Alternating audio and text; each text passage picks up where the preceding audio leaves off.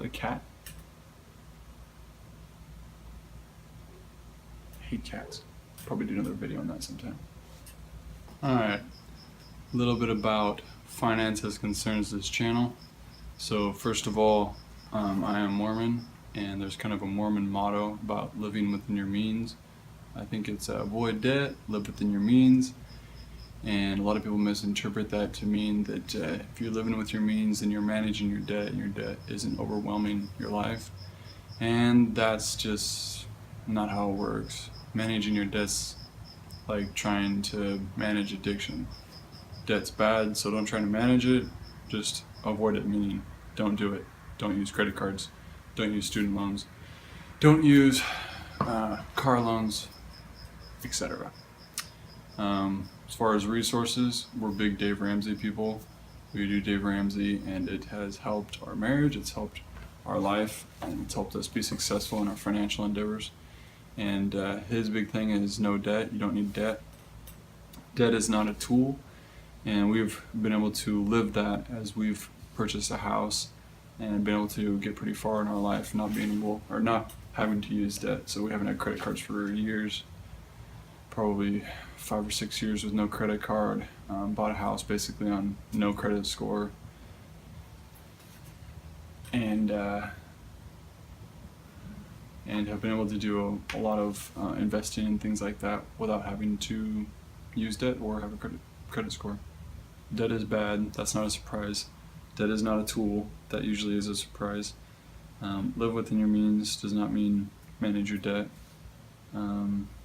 The other thing that's been kind of fun for us to learn is that financial advisors very rarely are your friends. If they are your friend, they're telling you things that you don't particularly want to hear. So like if you're working with a loan advisor and he says, your max a loan amount is way more than what you are asking for, that's not a very friendly investment advisor. But if he does tell you, you're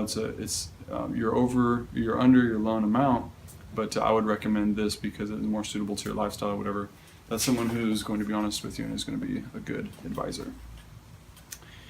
And Dave Ramsey talks a lot about normal people and being average and how normal people suck, normal people are crappy with money, normal people don't get ahead in life, and how you don't want to be normal, you want to be abnormal, you want to be able to live with no debt, pay for things with cash, and save for retirement and so forth. And there are 3 forms of debt approved by the church. And I think some people, I think it was Elder Haight that talked about debt, and he mentions home, education, and car.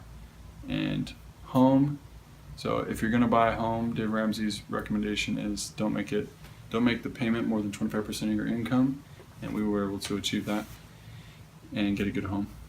And education, don't take out a student loan unless you're getting an education that's going to pay for itself. So if you're getting a technical degree like engineering or sciences or math or a medicine or something like that, that's fine. You can take out a student loan in moderation, but don't take out a loan to get a degree in writing or anything that's not going to pay for itself. That's just not a smart thing to do. The second thing, so home, education, and the third thing that people often think of is, the church is okay with car loans, and that's not true. They said there is a talk, I think it was Elder Haight, could be wrong, that talked about how car loans are an acceptable form of debt, but I promise you that he, speaking to a worldwide audience, did not have American middle class in mind when he was saying that. And I'll do a video later about how to listen to general conference talks and stuff like that. But he was not talking about your middle class American who wants to take out a $30,000 loan to buy a brand new car. Sorry, that's ridiculous. He was talking to a third world country, middle class person or poor class person, whose car payment would probably be a significant portion of their a small car payment would be a significant portion of their income, and that would be a pretty crappy car just to get them from point A to point B. Whereas in America, you can get a good car for $1,000. So no loans for cars. But there are three, like I said, three approved by the church, and car is not one of them. So it's home, education. Third one is business.